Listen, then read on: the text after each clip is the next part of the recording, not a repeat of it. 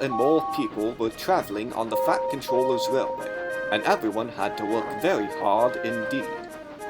At last, the Fat Controller decided to bring a new engine from Scotland to help with the work. But it came as a shock when the engine arrived. "Did you say 2 engines, Inspector?" "Yes, sir, and they look exactly alike, with no names or numbers. They say they lost them on the way." "We'll soon settle that nonsense," said the Fat Controller. The 2 engines greeted him cheerfully. "What are your names?" "Donald and Dougie, sir."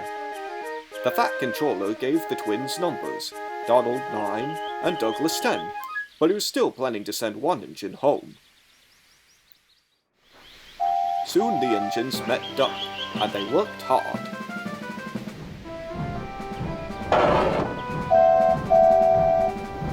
They tackled trucks and coaches easily.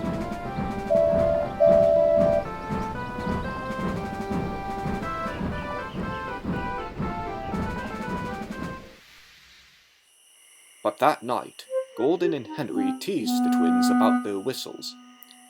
"They sound like buses," said Gordon. "Or ships," sniggered Henry. Donald and Douglas cruised quietly up. "You would not be making fun of us, would you, now?" Gordon and Henry jumped. No, certainly not," they said. "That's fine. Now just mind the both of ye, and keep it that way." And that was the way Gordon and Henry kept it. Every afternoon, Gordon arrives with the express. There's a special coach for Thomas's branch line. Thomas loves his special coach.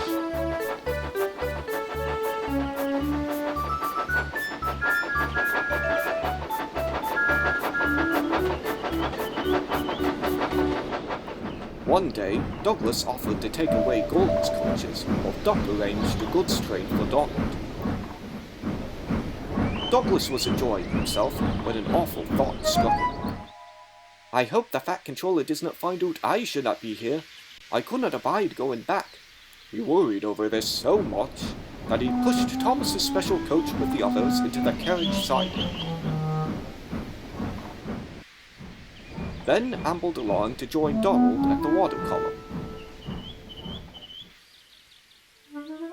Soon Thomas came by fussing. "Where's my coach?" "Coach? What coach?" said Donald.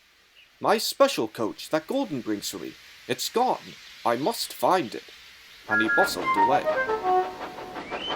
"Losh sakes!" cried Douglas. A mob of angry passengers erupted from the siding and rushed to the station. "They're complaining to the Fat Controller. He'll be coming here next," said Donald's driver. "No, listen," said Douglas's driver. "We'll change tenders. Quick, now." The Fat Controller and some passengers walked towards them, but Donald went out and away with the goods, carrying Douglas's tender, number 10. While Douglas stayed behind with Donald's tender, number 9. He and his driver waited with innocent expressions. The tender was still uncoupled. The Fat Controller referred to Douglas by his number rather than his name. "Tell me, number 9, why did number 10 leave so quickly?" "Maybe, sir," put in Douglas. "He saw you coming and thought he was late." Said the Fat Controller. He turned to the passengers. "Here, gentlemen, all the facts. Number 10 has been shunting in the yard. Your coach disappears, and, so does number 10. You can draw your conclusions. Please accept my apologies. Good afternoon, gentlemen." The Fat Controller watched the passengers until they returned to the station. Then he swung round suddenly. "Douglas," he rapped, "why are you masquerading with Donald's tender?"